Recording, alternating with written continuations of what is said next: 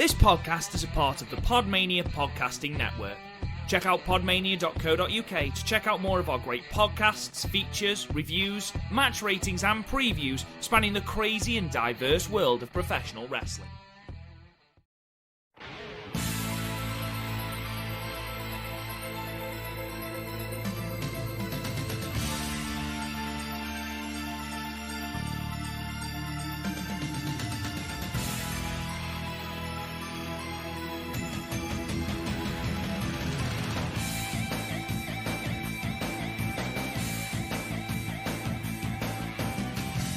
Hello guys, and welcome to the Young Lion Cast, your fortnightly audio source for all things New Japan Pro Wrestling, right here on the Podmania Podcasting Network. I'm your host, Rob Goodname, joined as always by the Young Lion himself, Chris O'Brien. How are you, buddy? I'm alright. I've only cried like 3 times this week. That's an improvement? I don't know if that is an improvement. Is it an improvement? How many times did I cry last week? I lost count last week, so it must be. Lovely way to start this podcast. You've done very well in your university exams, though, haven't you? Tell the good people. Yeah, I'm awaiting one result, and I think even if that goes absolutely awfully horribly wrong, I've still got 2-1, which is like the second highest classification. So that's not bad. I feel so proud. I said to you before, I'm like a proud podcast dad. I mean, both you and Garth are my dads. Hey, it's the 21st century. You're my dad and Garth's my daddy. So today, boys and girls, ladies and gentlemen, we are obviously completing episode 3 of our deep dive into the feud between Tanahashi and Okada, and we'll of course get to that in present time. But to start with, a couple of bits of news, one of which relates to New Japan and one of which is horrendous. We'll start with the horrendous thing. We'll talk about that briefly, and I do just want to say that we will be talking more about this on the Stardom cast, which will air on the 31st of May, so this coming Sunday as we record. Unfortunately, earlier this week, Stardom roster member Hana Kimura passed away. It's at the moment, Stardom have asked for people to give the family privacy and have released no details. The only thing they've said is that they don't suspect foul play. And with things that were posted on Twitter beforehand and were then deleted, and a lot of other things that have come to light since her passing, it seems that it could have been self-inflicted, and it seems that everyone is treating it like that. It is horrendous. She was 22 years old, which is no age at all. And it is a shocking indictment of the way a large amount of people use social media. And again, myself and Chris are going to be talking about this on the Stardom cast. But it is a call to be better as people, to care for people, and to concentrate on building people up as opposed to tearing people down, because the way that we sort of have gone about doing things has led to the death of a 22-year-old girl, a 22-year-old woman, however you want to put that way. 22 years old. We need to be better, Chris. Yeah, I don't want to dwell on the circumstances again because we're gonna cover this twice more this week. Because it'll be covered on the Week in Wrestling event, and we're gonna do like a proper tribute to her on the Stardom cast. But like, yeah, shit, she's my age. It's absolutely disgusting, and like she was special. Like, we said it every Stardom cast. I'm pretty sure she's the best promo in Stardom, and yeah, just I'll be more collected in my thoughts come Sunday. It's just awful. Yeah, absolutely, and it's really, really good to see that all wrestling companies, whether they had a connection with Stardom or not, have been putting out tributes. AEW, of course, put a tribute out during Double or Nothing. Impact put a tribute out on Tuesday. So it's good to see people are banding together in the wake of this, because I know for a fact that this has hit so many people so hard. And of course, our thoughts, prayers, good vibes, all that is going towards her family, her friends, anyone that knew her personally and is feeling this. Obviously, a dreadful, dreadful time. But rest in peace, Hannah. And we'll be giving a proper tribute on the Stardom cast on the 31st of May. The next piece of news, and one that obviously links directly to New Japan, is that Harold May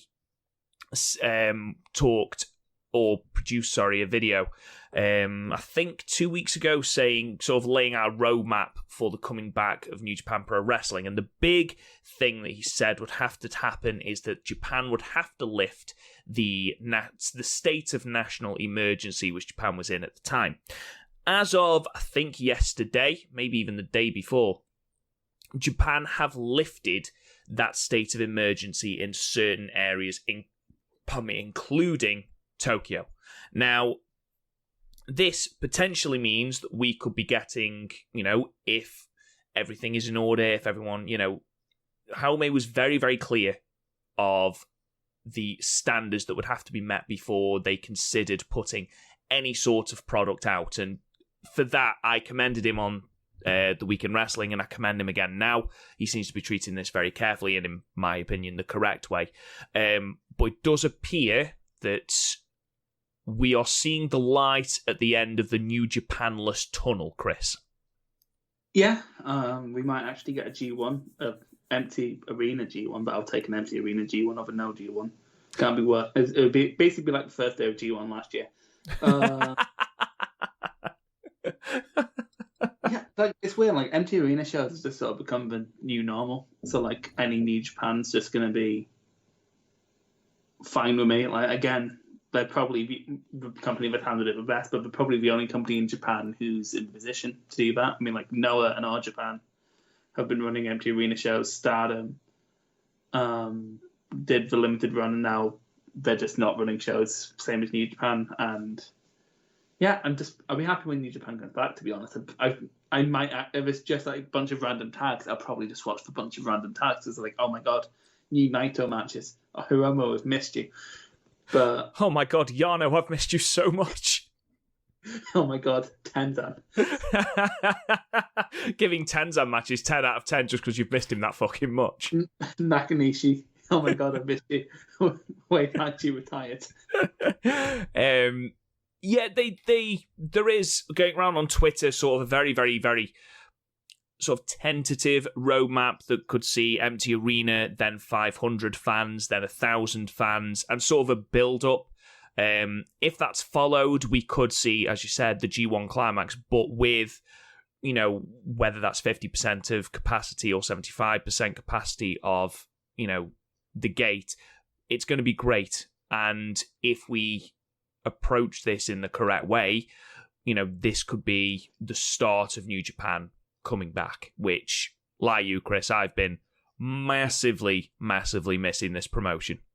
Yeah, it's super weird when the Japanese wrestling promotion is a more cautious corona policy than the English Parliament.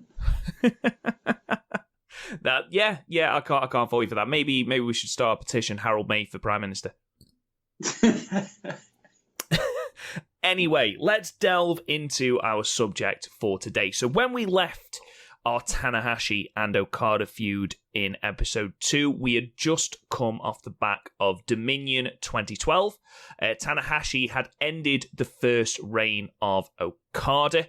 The Rainmaker shock had happened. We'd seen the transition from goofy young boy to actual Rainmaker and Okada, coming of age matches against Naito and Goto, and then that absolute barnstormer at Dominion 2012. We're picking it up in episode 3 with the G1 Climax 22. And at this point, obviously, Tanahashi is the champion, Okada entering his first G1 Climax. So, first of all, I'm just going to read out the blocks, not necessarily the standings, but the blocks, and we'll talk a little bit about that, and we'll talk a little bit about the standings, and then we'll go into the actual match that we want to talk about today. So, in Block A, we had Karl Anderson, Shelton Benjamin, Satoshi Kojima, Marufuji, Yuji Nagata, Minoru Suzuki, Yujiro Takahashi, Hiroshi Tanahashi, and Toru Yano. And then in Block B, we had Lance Archer, Hiroki Goto, Togi Makabe, MVP. Still find it baffling that he was part of New Japan. Tetsuya Naito, Shinsuke Nakamura, Kazuchika Okada, Rush, and Hiroshi Tenzan. Chris, is there anything you want to say about the lineup of the G1? Any names that stick out as surprises? Well, Marufuji obviously sticks out because he's Noah. But then again, they're both on with Bushiroad at this point, so that makes sense. Yeah, okay. Yeah. Get a bit of cross-promotion going. Noah almost died because of their New Japan partnership, so maybe don't celebrate it. Yeah, their doomed partnership. Yeah, like, people go like, oh, AEW should go with them. It's like, if AEW is smart, they will not partner with New Japan. Jesus. Like, the only people who haven't almost died because of New Japan not being partners with them anymore is in CMLL. Yeah. True story. Absolutely ridiculous. Well, I guess TNA, but TNA is a rare case who fucked New Japan more than New Japan fucked them. I kind of commend them for that. Yeah, and we've already talked about how badly Impact fucked New Japan. Yeah, like they should have asked to leave if we were going to fuck them that hard. Anyway, yeah, MVP sticks out weirdly. Like, I guess if you're watching product at the time, he's just there. Yeah. Like, it's not that weird when you think, because I've seen interviews with MVP where he loves Japanese wrestling, so it makes sense. Mm. Like, we haven't seen an MVP New Japan match, so maybe they'll put that in a classic in the future.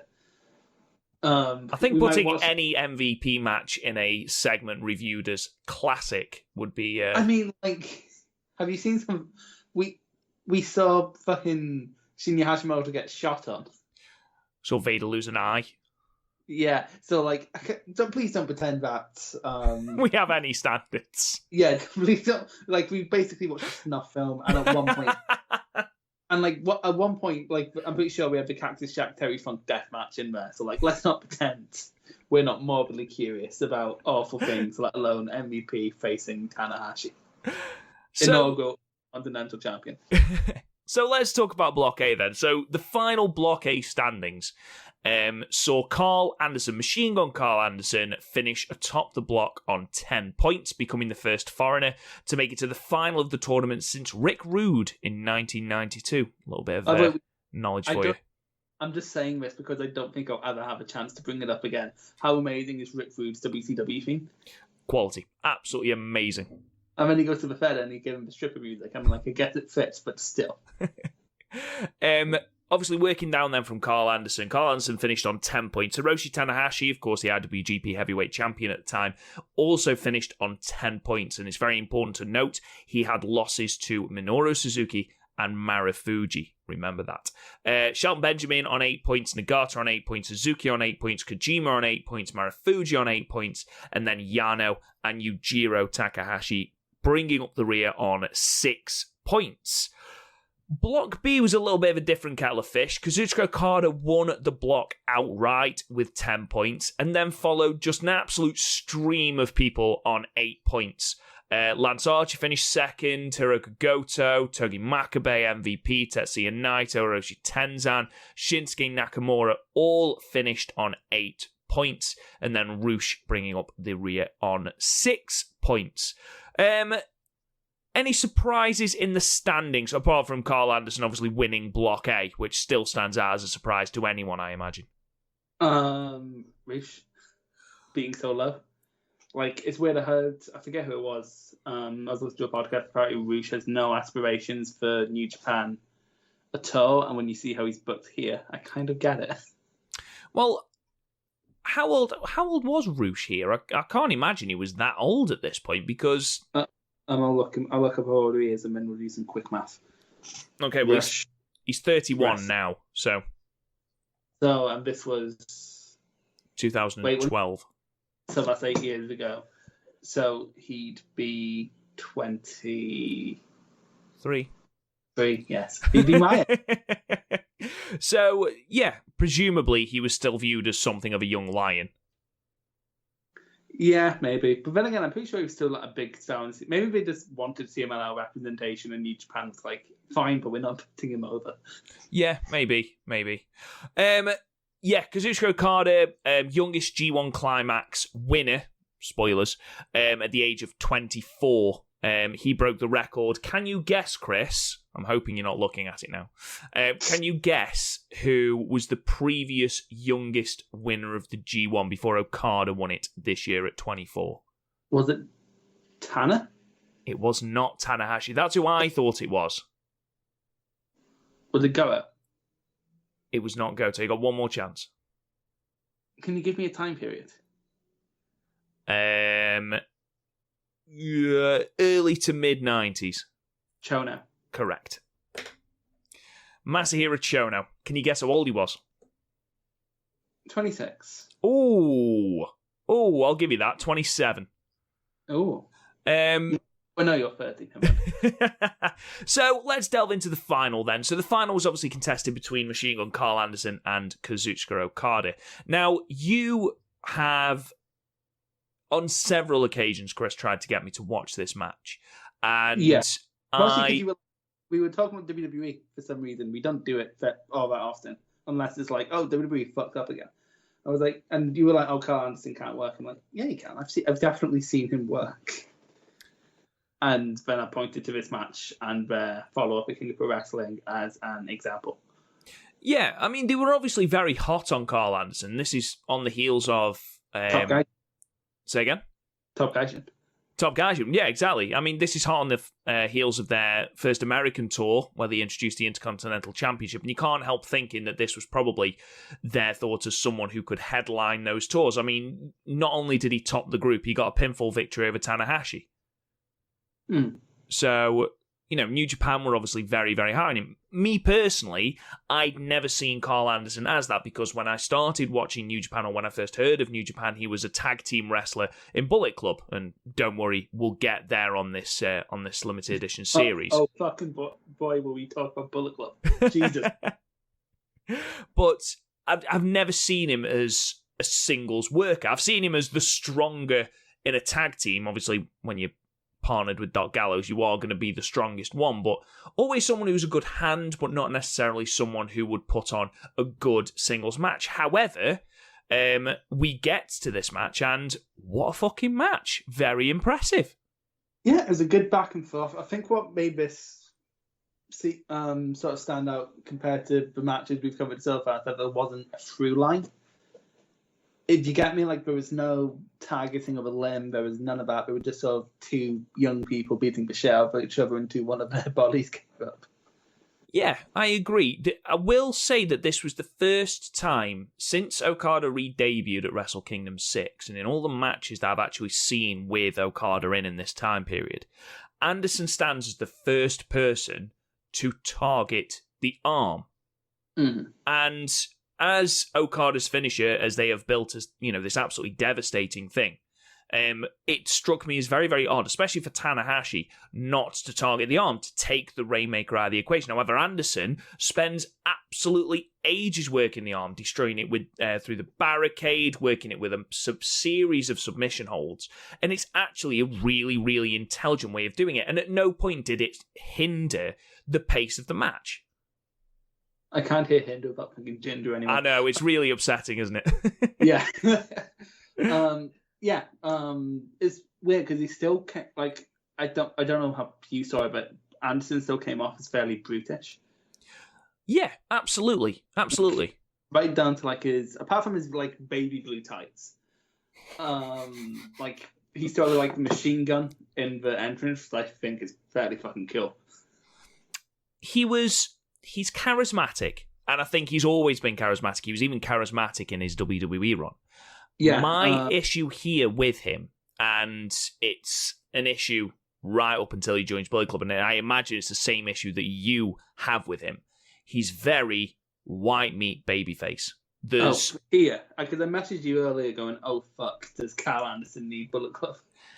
He was treading water by the time Bullet Club came along. He's like Juice Robinson, except without he doesn't have that babyface charisma that Juice has. Like with Juice, I can imagine someone could, like a woman could look at him and instantly become pregnant. Whereas with Karl Anderson, I'm just sort of like, who's shagging? Well, apparently, if his promos are to be believed, he has a hot Asian wife. But yeah, it's sort of like he doesn't work as that kind of babyface. It's sort of like that top Asian babyface. I agree with you, and I think it was something they were testing the water with Devitt. Yeah, to be fair, Devitt was really over. Like, we'll get onto that both next time, but also, like, Devitt had, like, an Armani deal and shit like that in Japan. Yeah, he was ridiculously over. And I think, Anderson was over. He got a good reaction when he came to the ring. They loved the machine gun thing, as you mentioned before. But this is one of the G1s where I don't think the winner was ever in doubt. You look at past winners of the G1, you don't think, Karl Anderson's going over Okada here. I mean, Nakanishi. Admittedly, that is a hole in my argument, is Ode Nakanishi, but at least he'd had time with the company. I always like pulling shit like that. Like, for example, someone was once trying to argue that the IWGP Championship is the most prestigiously booked championship ever, and there's been no lows in it. And I was like, Bob Sapp. Brock Lesnar. We'll talk about Goto next time, because I want to talk about his sort of booking around this time, because I've got a few questions.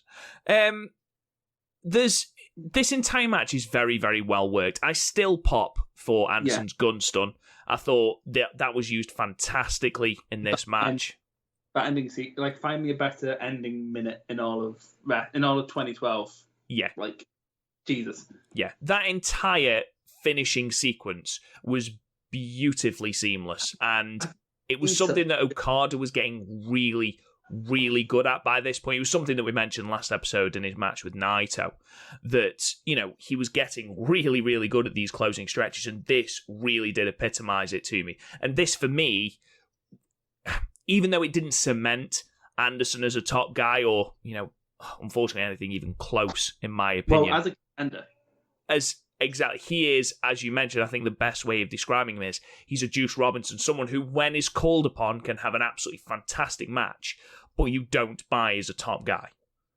Yeah, well, to be fair, I think I'd been able to buy Juice as a top guy if his US title run hadn't started with him going, 3-4 in the G1. Well, did he go 0 for 4 at the start? And then he got 3 points. And like, when in your head, you're like, oh, well, he had a broken arm. Now he's going to spend the summer avenging his losses when fucking Cody turned up and got a shot out. Fucking fuck off. Anyway, I don't like Cody. We'll get into this. We'll get into this on the main podcast this week. Oh boy, do I not. And I feel like me and Gav are going to have a massive argument. I can feel it already. Yeah, like that ending, like Karl Anderson was someone I was, after this match was like, he can be in a title program, and he was in title programs after this. So, yeah, but like seriously, I've never seen more creative counters out of the Gunstun or RKO. If you're listening to this and for some reason haven't watched a match with Tama Tonga, like seriously, like when he went for the Gunstun and Okada got into the Rainmaker, I legitimately thought that Anderson had like hit the Gunstun. It was great. Yeah. No, it was. It was like I said, that ending sequence put it over the top as a great match. It was a good match up until that point, but the counters out of the Gunstun and that entire last minute, as you've already mentioned, really put it over the top for me. I gave it 8. I went for 8 as well. It's like a fun British back and forth. I'm like, it's weird, like, cause I think the reason like it would slightly disappoint people going back to it like we have is the G1 finals from, I want to say 2016 onwards is a guaranteed match of the year. Like, you sort of have Omega and Goto, which I guess is the most questionable one, but then, like, Omega Naito, Omega Naito, in fact, what's the one the year after? Oh, Tanahashi Ibushi, and then Jay White Ibushi, which last year, I think, in hindsight, is definitely my match of the year that year. It is, and just to pile onto that argument, Meltzer gave this 3.5 stars, which is a good match. It's still a very serviceable match. That's solid. That translates to 7. Yeah, exactly. In Podmania star ratings, that translates as a 7. So difficult. Yeah, well, yeah, exactly. Just times it all by 2. But yeah, I thought this was a really solid match. I thought, it again cemented Karl Anderson as a very, very, very solid worker. Again, I was a little bit skeptical about whether, he would be able to have something built around him, and ultimately he wouldn't do because he'd be part of Bullet Club. But yeah, Okada wins the G1, and this is the really, really important bit. Not only does he win the G1, but he also says that he wants to cash in his briefcase. For anyone who's unaware of how the G1 works, you get a title shot. He basically said, I want my title shot at Wrestle Kingdom. This is the first. This is modern day practice. Now you win the G1, you get your shot in the main event of Wrestle Kingdom. In those days, this is the first time that it had happened. This is the first time that the G1 winner would headline Wrestle Kingdom. So New Japan said, that's absolutely fine. You can do that. However, you have got to defend that briefcase from now, which was August, the 12th of August, up until January the 4th. So which Okada did. I think you can definitely criticise the long wait between at times, because like it's fine when we're defending it through like Destruction Tour and a power struggle and stuff like that, and King Pro Wrestling, but then you get to Tag League and fucking nothing happens for a month. Yeah, but unfortunately, I don't think that's anything to do with the IWGP Heavyweight Championship. I just think that's a horrible. That's just Tag League. Yeah. That's just the way New Japan book their Tag League. But yeah, like, it creates really great ways to, like, for example, when Kenny Omega won the G1, he basically had a path through chaos to get to Okada, which was perfect. Yeah. Yeah. Like, it can make, when done right, it makes a very seamless booking, and also, like, it makes, like, for example, when Yoshihashi beats Kenny Omega again, going back to that example, it gives more weight to G1 matches, because if someone who's not a favourite beats a favourite, it means they could probably get another chance later down the line. I mean, like, the G1 briefcase has never been won from anyone, but still. That's the thing. You look at all the G1s from 22 all the way through to 29, it does sort of render those championship defences at King of Pro Wrestling and at Destruction as completely moot, because no one's going to lose the championship in that time, barring injury. And it's the same as with the briefcase. They have got an idea of who will win the G1 and who they want in the main event of Wrestle Kingdom.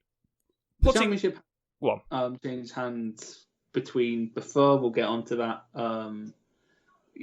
When Bullet Club was really fucking with this feud, even like the 2 years between. It's ridiculous. Anyway,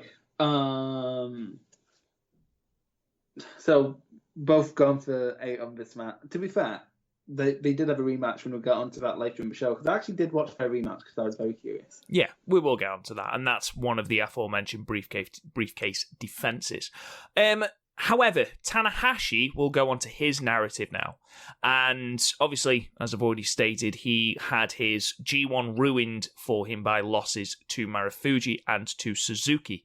So, as is New Japan's wont, Marufuji then had a title match against Hiroshi Tanahashi. That match would take place on the Destruction Tour on the 23rd of September 2012. I'll let you talk about this match first, Chris, because I've got something that I need to say about it.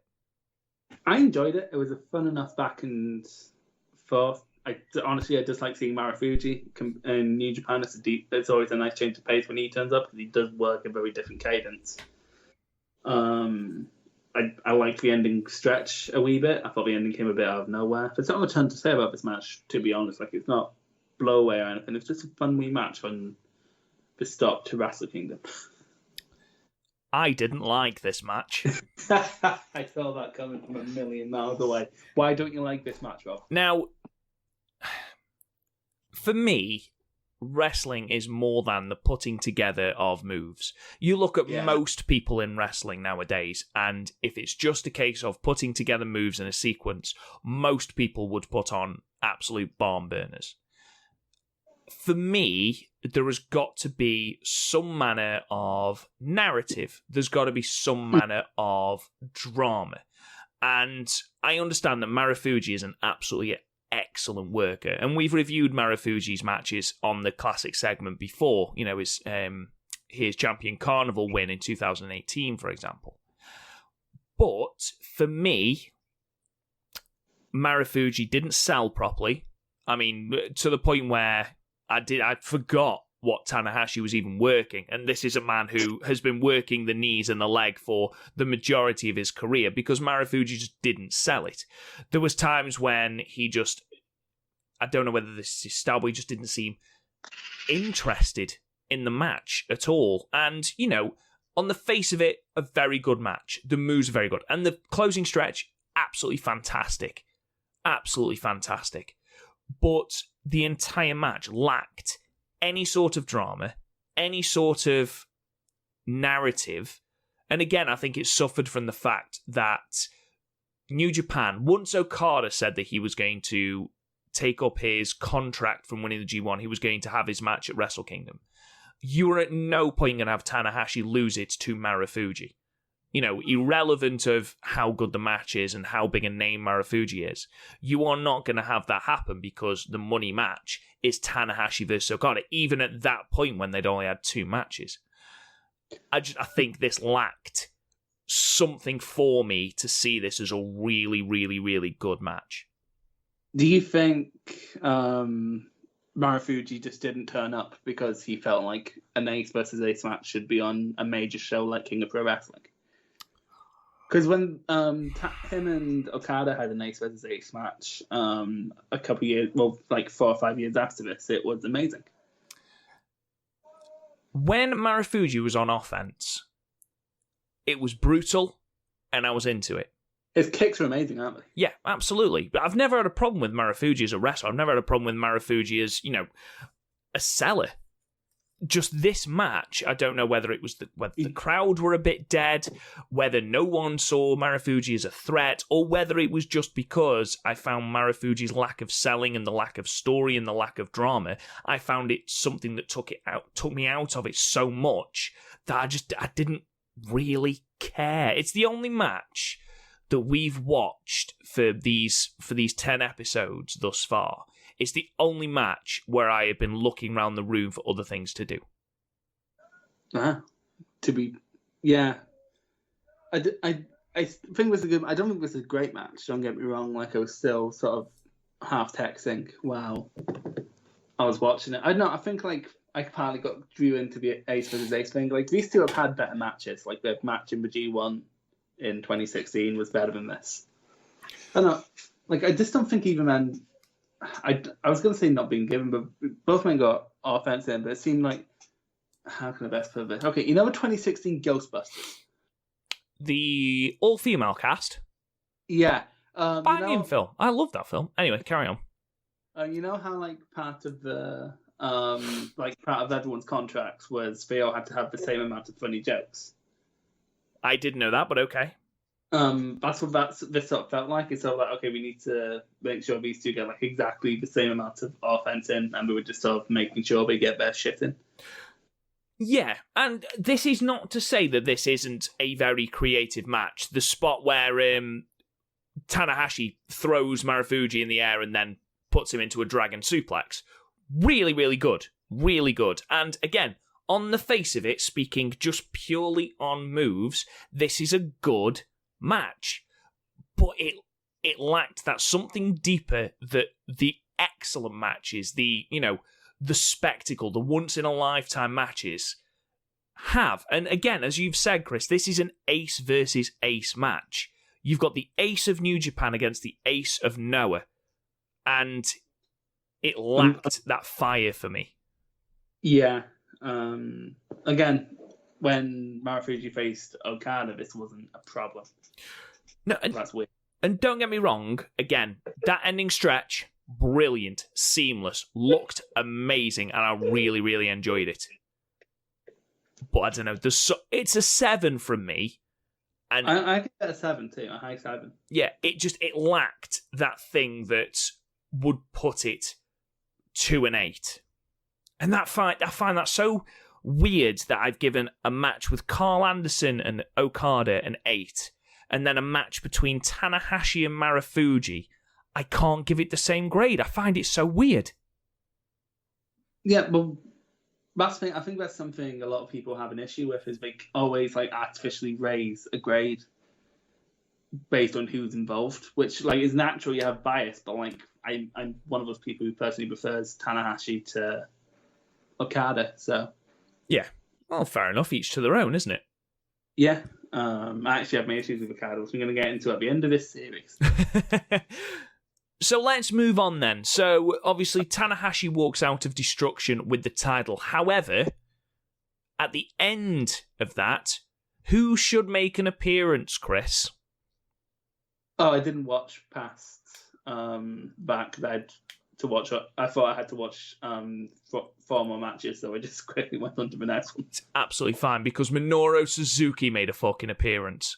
Oh, that brings us on to King of Pro Wrestling. That's exactly the segue I was looking for. So, obviously, I've already stated that Marufuji got a victory over Tanahashi in the G1. The other person was Suzuki. And after the Destruction match against Marufuji, Suzuki wanted his piece of the pie. He wanted his match against Tanahashi. So that was granted to him at the next show, which was King of Pro Wrestling 2012.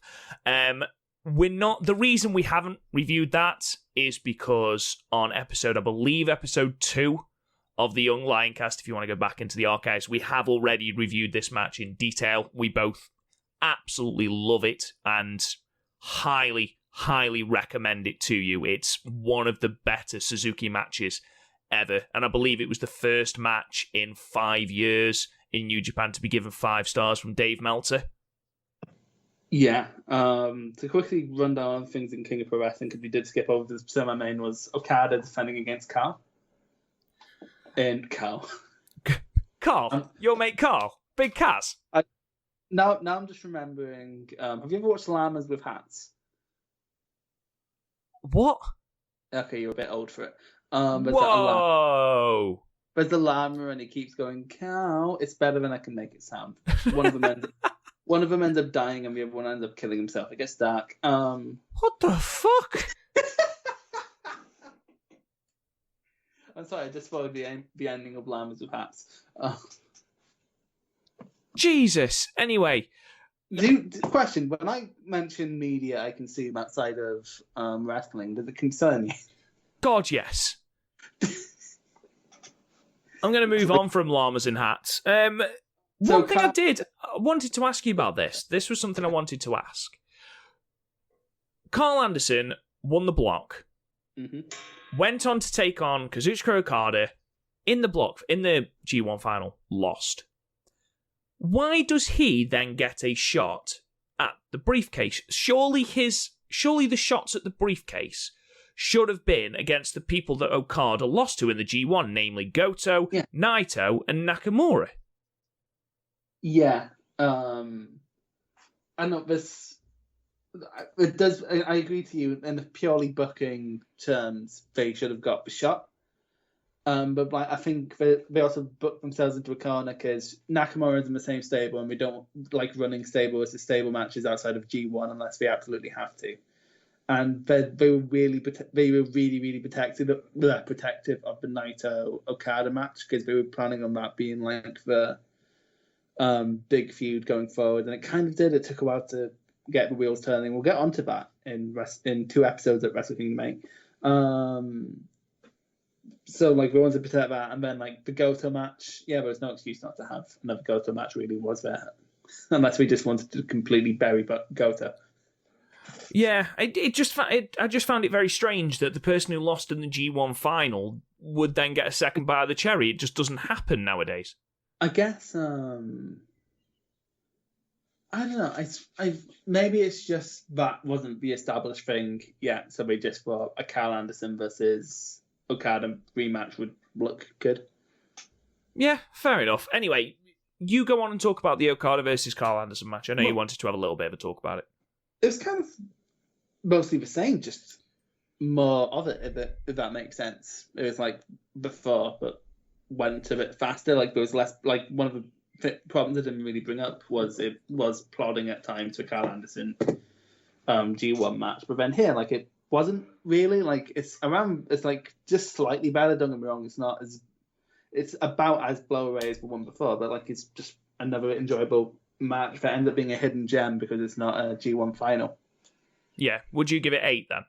I'd give it 8, like a higher rate. Like if the one before was 4 stars, this would be like 4.25. But yeah, give or take the same. Fair enough. Yeah, and then like to quickly just talk about the Suzuki Tana match because I'll take any opportunity. Oh my god, oh my god, like seriously, top 10 New Japan matches of all time for me. I find it very hard to disagree with you, buddy. Yeah, like seriously, they managed to have a match in 2012 have no near falls and be compelling. I think we spoke about this on the podcast about how there was no near falls. It was just absolute brutality, especially on the point of Suzuki. Yeah, and I think that's why we were so disappointed about the Wrestle Kingdom match, because this is the first Suzuki Tana match we reviewed. Of course, we saw them before because they had a mini feud in 2018, I believe. But yeah, oh my, it's just so good. Like, it's super weird to me that this is Jon Moxley's favorite New Japan match, despite the fact this is not at all how Jon Moxley works. I mean, you're talking about now. Obviously, we're talking about Jon Moxley at the time was CZW and, all that kind of jazz. So, he was working a far more hardcore style. The Shield was just started. It's 2012. Of course it was. Survivor Series 2012, the debut of the Shield. In fact, had they debuted at the time? Doesn't matter, it's a New Japan podcast. So, yeah. I'm not talking about fucking WWE. Yeah, so that was the match, or that was the level match, and I think this was why I was so disappointed in the Marufuji match. Yeah, like we could have had this, but like literally, if this would have been the match I'd have chosen, instead of the Marufuji match, if we hadn't have already reviewed it. Yeah, exactly. Yeah, there's no point us reviewing the same match twice. If you do want to check our review of it, I think it's episode 2, so please go and oh no, is it episode? It's either episode 2 or episode 4. I can't remember off the top of my head. I trust you, lads. Yeah, it's the second classic review segment, so I think it's episode 4. So obviously we make our way through Power Struggle and we make our way through Tag League and we arrive screeching at Wrestle Kingdom 7. We have come full circle from Okada's initial debut to right now. Wrestle Kingdom 7. Now, before we talk about this, Chris, this is what you always love to do, so I'm almost preempting the fact that you would want to talk about some of the matches on the card before we get into the main event. I do, and I kept it inside, Rob, for the other ones, because quite frankly, who the fuck cares about a destruction card? But oh my god, this is such a loaded card.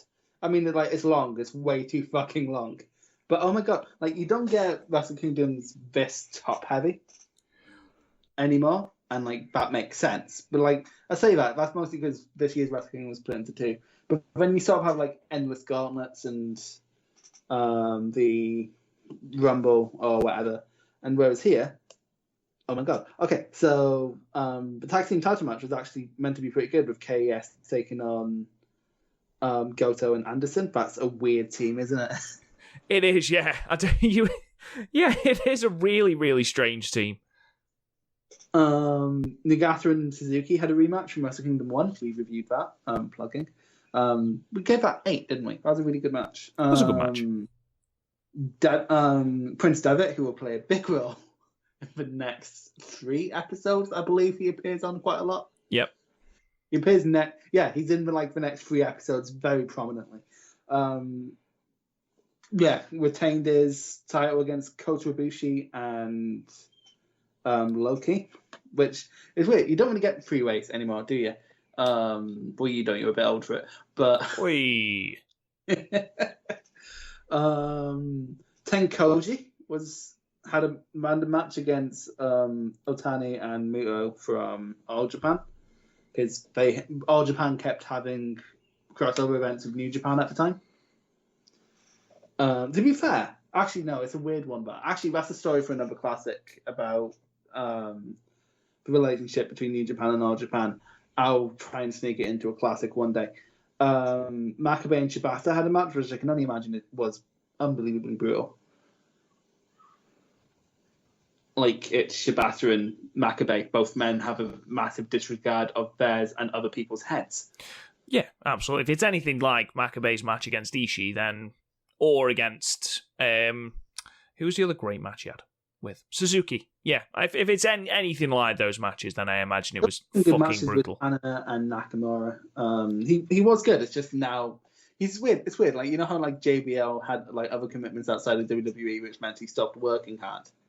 He's like the JBL of New Japan. He is. It's super weird. But then like Nakamura and Sakuraba, which I want to bring up because you slated Sakuraba when we reviewed his Suzuki match, which I still stand by is not as bad as you say. Right. I'll stop you there because I did watch this match. Uh-huh. With it only being 11 minutes, I thought, well, I might as well stick it on. And I think the Suzuki Sakuraba match from Wrestle Kingdom 9 is hamstrung by the gimmick it's given. Mm-hmm. I think if Sakuraba and Suzuki were allowed to just have a straight-up wrestling match, it would be a fantastic match. It was the UWF rules, wasn't it? So it's sheep style, but the other one. Sheep style's a weird one. Sheep style's really hard to rate because they're so short. Because they're trying to emulate like proper fights, which wouldn't go on for half an hour. It just didn't, for me, it just didn't translate to the Tokyo Dome. No, that's sort of something we're going to come up with on the main event of this. But yeah, like here, it's a lot more. Well, of course, it's a bit more strike heavy because it's Nakamura. Yeah, and it was so stiff. Oh my god, yeah. Like, it's Nakamura is like if Michael Jackson. I'm trying to think of a fighting movie, but I don't watch many fighting movies. It's like if Michael Jackson and Shawn Michaels had a baby, except instead of knees, there's hammers. Sure. Sure, why not, Chris? There's two very, very specific moments in this match, and we will get on to the main events in a moment. The first is where Sakuraba has got Nakamura in some manner of hold, and I can't remember if it's a triangle or if it's some manner of submission hold. And Nakamura gets out of this hold by literally no run-up or anything, still in the submission hold, by bomayeing him in the face. And it was just like, that's fucking class. Like, that's one of those moments where you're just like, oh my god. Like, it's weird. You can have several... It's so weird to me, like, wrestling classic moments can range from, like, the Ospreay Takahashi flip-off from Wrestle Kingdom this year to just here where, like, someone in a submission and boom, you're dead. Yeah, it was savage brutality and it was great. And Sakuraba, the same. The heel palms that he was giving Nakamura in the face, and he wasn't pulling them. There was no sort of wrestling about this. It was all shoot strikes to the face. Yeah. It's a good job Nakamura was wearing a mouth guard, let's put it that way. It's also a good job that Sakuraba isn't that big. No, and he was in those shorts that he's wearing. Not a massive fan of those, I'm not going to lie. Are they?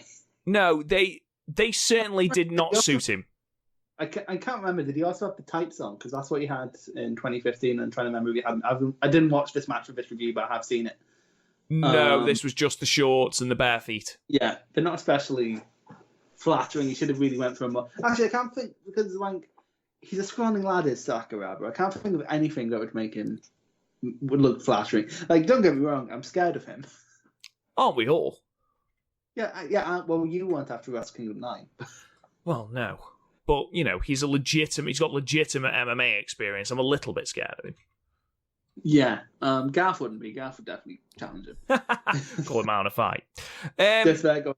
You think you have a winning MMA record? Well, I'm from Newcastle.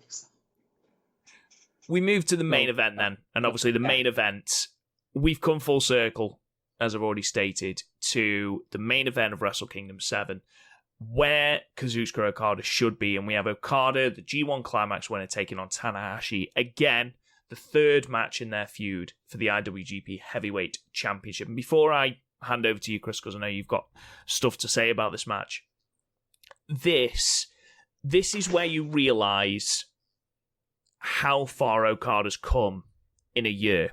Because when he challenged Tanahashi, we've already stated his shirt didn't fit. He was a bit gawky, stumbled over his words. He looked like the spotty teen from The Simpsons. He did.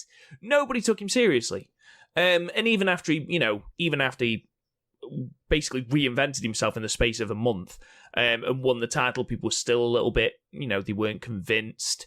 And as the year went on, he gets unbelievable reactions in like the G1, for example. And then we come to here, and he comes down in the lift. He's wearing the robe, the Okada dollars. We never said how cool is that fucking set. The set was fantastic, with the like temple pillars. Yeah, like that was so loud. You literally just don't get sets like that now, because like it fucks with high quality cameras. I think that's the reason given for like simplified sets, but still. Yeah.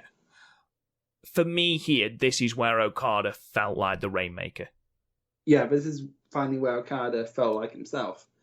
And unfortunately for me, that came with all its foibles. Go on then. What was your issue with this match? Partly length without...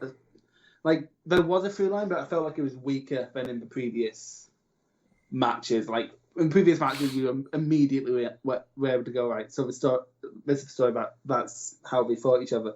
Whereas here, like, there was a bit about 5 minutes in where we were just sort of not doing much. And then, like, when this match got going, it was great. And there was a point where, like, Okada went for one of his bombs too early, and then Bassflot helped Tanahashi get control. But, like, that wasn't the be-all end-all. They were just sort of on equal pegging at this point. And, like, spoiler alert, I think what this match was trying to do was done so much better before in the match afterwards at the Invasion Attack match. But that being said, this is still great. Don't get me wrong. Like the only like real point of the match outside of story reasons that I didn't like this was that the shit on the ramp. I just thought that was so corny. Like, this felt a bit more dumbed down from especially their last match at Dominion, because it kind of had to be because you're in a Tokyo Dome, but still. I understand what you're saying, and I imagine something else you find irksome about this match is that it's very similar to the matches we've seen before. Okada works the neck, Tanahashi works the knees. Like, I don't think there's progression to... The only real progression is Okada's first time in the Tokyo Dome, where he's basically not guaranteed to win. So, like, but like he's not carrying lack of confidence in his performance, where, like, we talked about it in Wrestle Kingdom, like, spoilers, but going forward to Wrestle Kingdom 9, he conveyed, like, a lack of confidence post-match so well. And then, like, here, he's just sort of not, when it really should be part of the story. And then, like, Tanahashi, don't get me wrong, he played his role. Like, the way he came down to the ring, but as the look of, oh, I beat this guy before I know how to beat him. The only time he won was a fucking fluke. So... There's a couple of things here. I agree with you. I think it is slightly weaker than their Dominion match.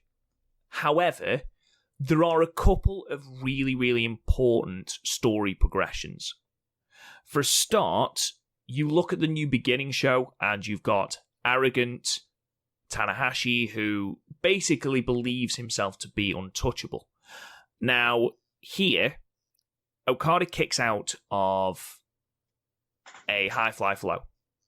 Mm-hmm. And rather than nursing his ego the fact that, oh my God, someone's kicked out of my High Fly Flow. This young lion. Rather than that arrogance, Tanahashi gets straight back up and delivers his next move. He's not letting things affect him. He's focused, which is something that he lacked in his match at New Beginning. He rectified it somewhat at Dominion, and he brought it into full effect at Wrestle Kingdom 7. You were showing absolute dick here, though. That's something I'm going to be saying a lot over the next few episodes. Tanahashi's arrogance gets the better of him on a lot of occasions. Till we get to the King of Pro Wrestling match. Oh my fucking God. Overall, yes, I agree with you. Spots are the same. And as I've already mentioned, the knee and the neck. I'm fine with repeating spots because, again, we're going to have a lot of that throughout this series. But, I don't know, I feel like every match beyond this sort of... the closest thing to, in addition to this is, Okada can beat Tanahashi, can't beat Tanahashi at the Dome because that's Tanahashi's home. And I guess that's fine. And I don't know, I just felt this was the most dumbed down. And I'm including their first match because their first match still had that shock in it, where it's here, of course they're going to be competitive. We've had 2 matches and Okada spent the whole year making himself the next big thing. I'm sure at the time I'd have absolutely loved it. It's just looking back with the benefit of hindsight, and now that I have seen all their matches now. And to be honest, in this run, I'd say this is my least favorite. This is still great. I can't put that across enough, but of the 8 matches we're covering in this series, if I've got this is quick maths in my head, this is my least favorite of them. Okay, I mean, each to their own. It's not my least favourite. I think it does enough. I mean, the tagline of Wrestle Kingdom 7 is evolution. I think they did enough evolving in this match to make it different. You've got Okada hitting the Hangman DDT off the top, which proves that he's learning, which proves that he's adapting and evolving. This is something I didn't feel coming out of this match. This is something I felt coming out of their power struggle match. Not power struggle, their invasion attack match. Yeah, okay. I can understand that. It's still a good match, and I think the drama of it being in the Dome certainly helped. Yeah. Who the fuck were those celebrities? The rock band that Tanahashi comes out with? No idea. Yeah. No idea. I googled it, cannot find them. Did you watch it with English or Japanese commentary? I watched it with the English commentary with Gino and Kevin Kelly. So did I, which was it's I also did that for the Rainmaker Shock, and they can't seem to decide whether they're pretending they were there at the time or if they're doing it podcast style. Either one's fine, but pick one. Yeah, it was a bit strange. It was a bit strange. Because you had Gino reminiscing, it's it's the first time in Australia that I could get this pay-per-view. It would normally take months for us to get Japanese wrestling, and that's all we wanted. I'm like, okay, cool. That's an insight to the Australian wrestling scene. I find that quite cool. And then they're acting like they've never seen it before. I'm like, I'm not being funny. Kevin Kelly's watched enough wrestling in his life, and Gino Gambino is a wrestler. They could really dissect this, pick this apart. Get Chris Charlton involved, and you have the history there as well. Or you can have it with just the normal team and call it like you haven't seen it before, which, again, I'm fine with either. Both would be remarkably interesting. But pick one. Yeah, all right. When we do watch-alongs, we don't pretend we don't pretend we're calling the matches. Mostly because, normally when we do a watch-along, we're drunk. But still. Yeah, I understand that. There have been matches that I've watched that, obviously, in the current climate, they've gone back and put English commentary over matches that they hadn't already put on. And it's a great idea. Really, really good idea. However, on some of them, especially when it's Chris Charlton as well, they seem to be not acting as though they're there, but also they're being impartial in that way. They're not acting like they're there. They're not acting like, it's something in the past. It's both. However... Oh, my girlfriend's making an appearance. She's basically, I think she is attempting to try and tell me that there is a rocket going up into space tonight, and she wants me to go for a walk to see if she can see it at some point. Oh, yeah, I was told about that. I was going to do that after this podcast. Yeah, we're going to do it after this podcast, guys. Not Anyway. together, very far away. I think with that, we better call it a day on that. So, obviously, we get to the end of this show, and Tanahashi has vanquished Kazuchika Okada, has defeated Kazuchika Okada for the belt to retain his belt. What that means is that we've sort of drawn together the first trilogy of Okada and Tanahashi. Sorry, not the first trilogy, the first chapter of Tanahashi and Okada, because I see this Wrestle Kingdom 6 to Wrestle Kingdom 7 as its own little story. Okada debuted, he won the title, we had the shock, we then got forward into Okada's sort of making himself into the Rainmaker, and then we found that at the moment it's not quite enough to beat Tanahashi on his best day. We then move on to the next chapter, which is incredibly different. It's incredibly different and also much better because there's a lot of Prince Devitt. A lot of Prince Devitt. Like, we can, right, so next time, the matches we want you guys to watch are, hold on, I need to get up for WhatsApp. Prince Devitt versus Hiroshi Tanahashi at the anniversary show. Okada versus Goto in the New Japan Cup finals, which then sets up Tanahashi versus Okada at Invasion Attack. If you want to watch more, because it's New Japan, there's Tanahashi versus Anderson at New Beginning for the title, and then Suzuki versus Okada at New Beginning. And then after that, it's basically a wall of Prince Devitt. So you're in luck if you are fans of Prince Devitt. If not, maybe skip the next couple of episodes. Actually, no, don't skip the next couple of episodes. Just don't watch along and just base your opinion based on what we tell you. Anyway, ladies and gentlemen, thank you so much for listening.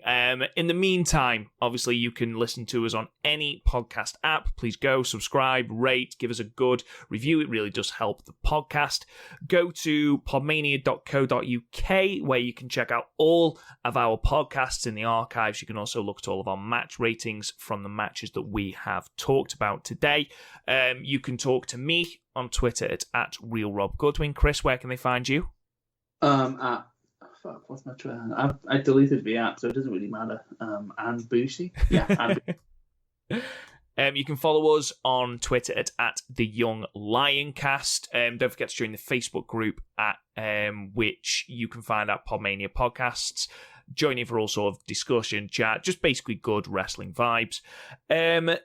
Next week, join us same time, same place for Redemption, Chapter 4 in our story. And we hope to see you guys again soon.